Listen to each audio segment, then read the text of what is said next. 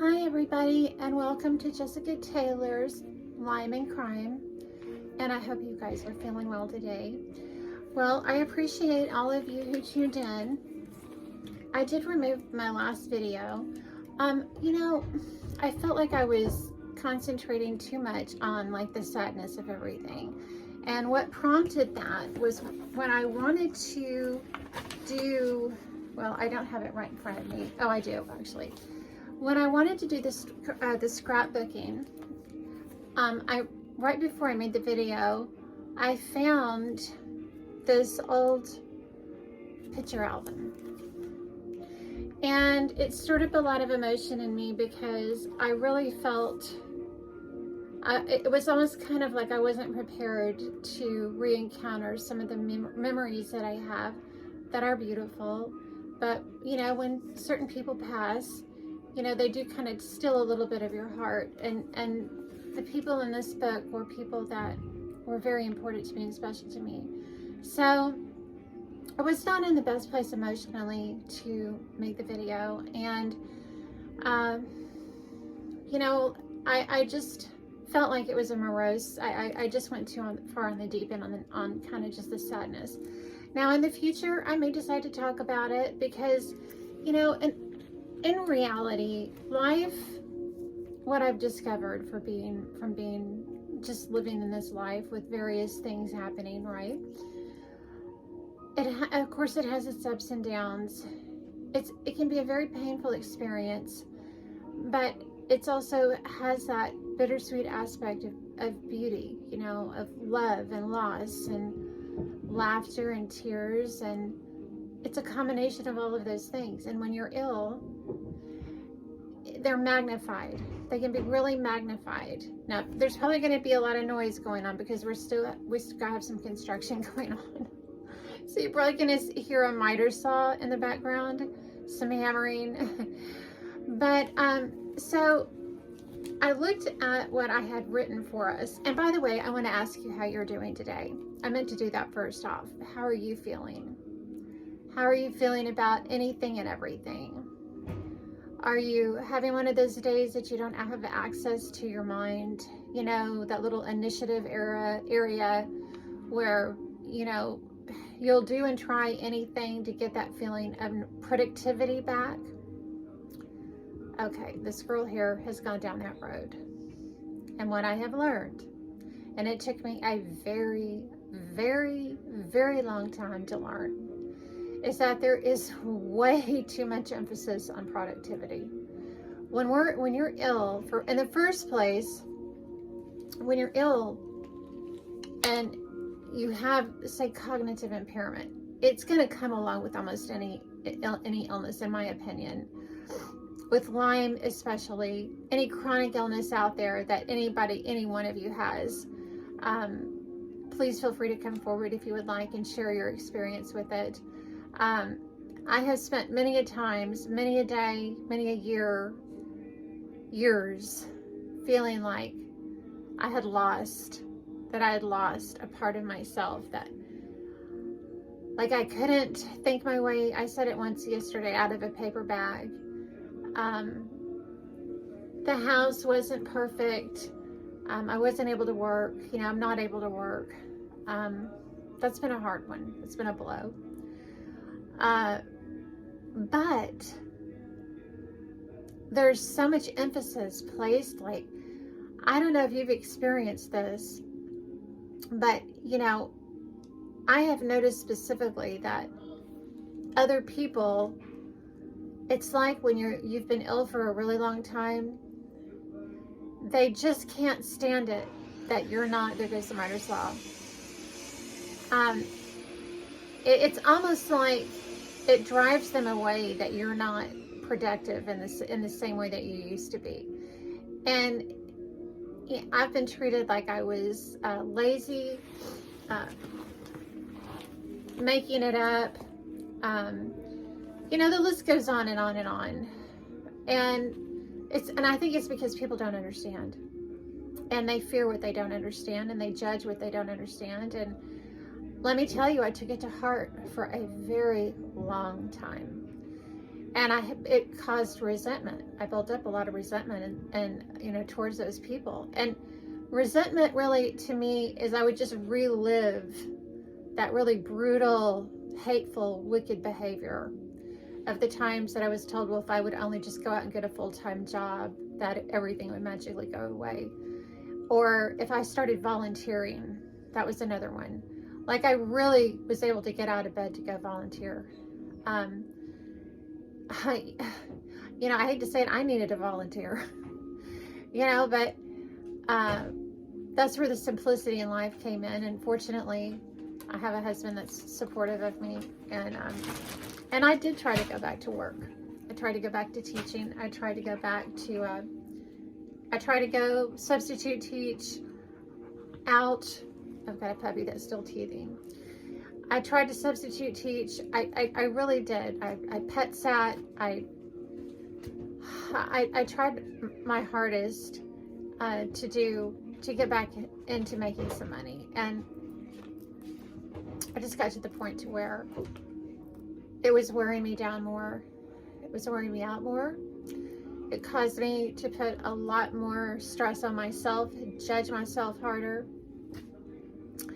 and then placing that productivity idea, that, and it's really prevalent, of course, in industrialized societies, that if you're not moving 24 hours a day, then you ain't anybody. You're nobody. You're just, I don't know, I don't want to say useless, but there's so much that we are. I'm needing a lot of water today. I'm sorry. One moment.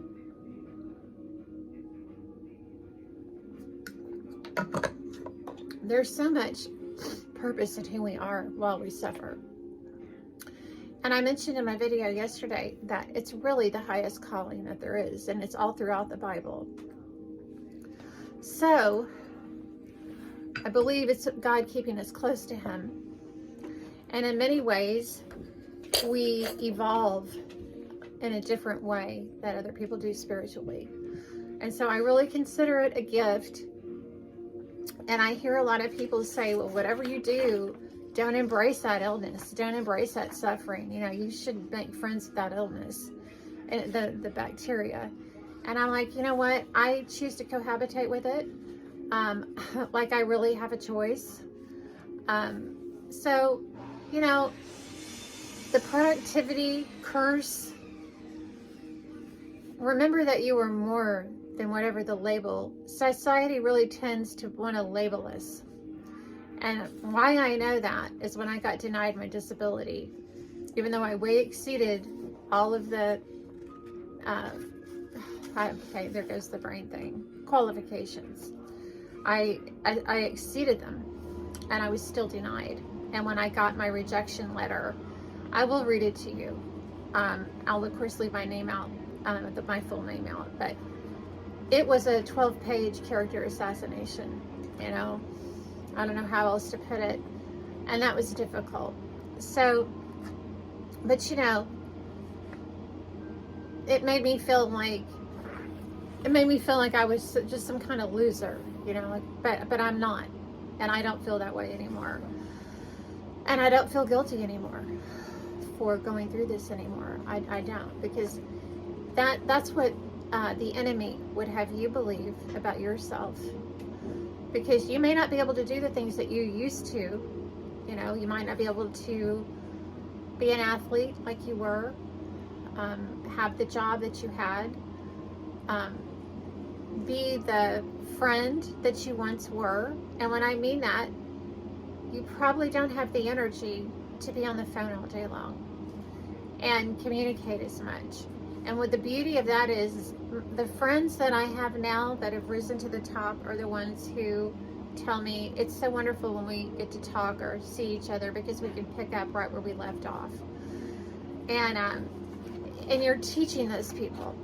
So you really are a teacher, and I really consider you all my angel warriors, warrior angels.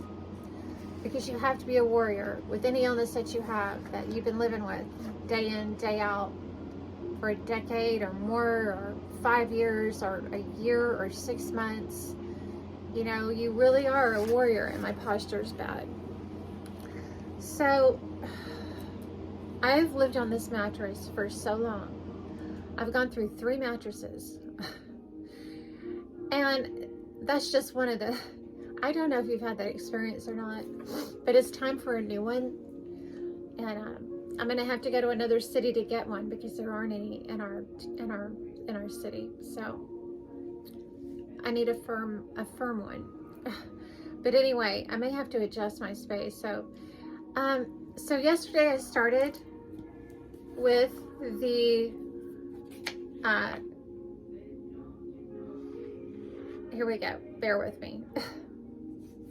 It's not a journal, it's our book, it's our life book, it's our story, the story of our soul, our life, our travels, our journal. You know, it's really kind of a journal in many ways. So you don't have to have all this stuff that I have, but what I did today was I pre-hole punched, and I just have this old bag, right? And I got it on a trip that I went on a couple of years ago, and it was like $10.99, and I had to have it because it was sparkly and it made me feel happy. So I got that flamingo bag. And what I did was to make the hole punching thing easier until I can get over to Office Depot and all that, if and when, because my car is not running,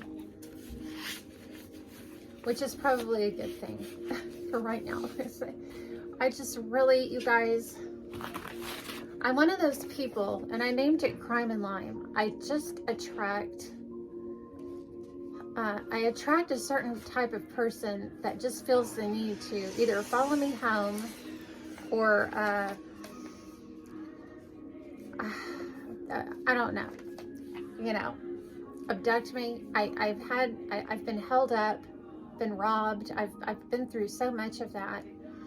And I'm just, you know, I think a lot of women have gone through stuff like that, but we just don't talk about it enough. And I'm not a man hater at all. You know, I absolutely am not a man hater. So please know that. Now, if you do want me to repost the video that I did yesterday, I'll be more than happy to do that. So I'm having difficulty right now locating what it is I need to locate. Let's see. It was a plastic divider. Okay.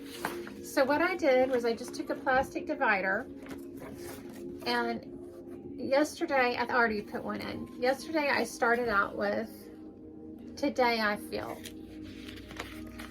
And then, I don't know if you remember, but we kind of went through and I wrote down ways that I felt, and then I did that really just kind of simple little flower that didn't come out as well as I liked, but it's going to work for right now. So I went ahead and put in the dividers.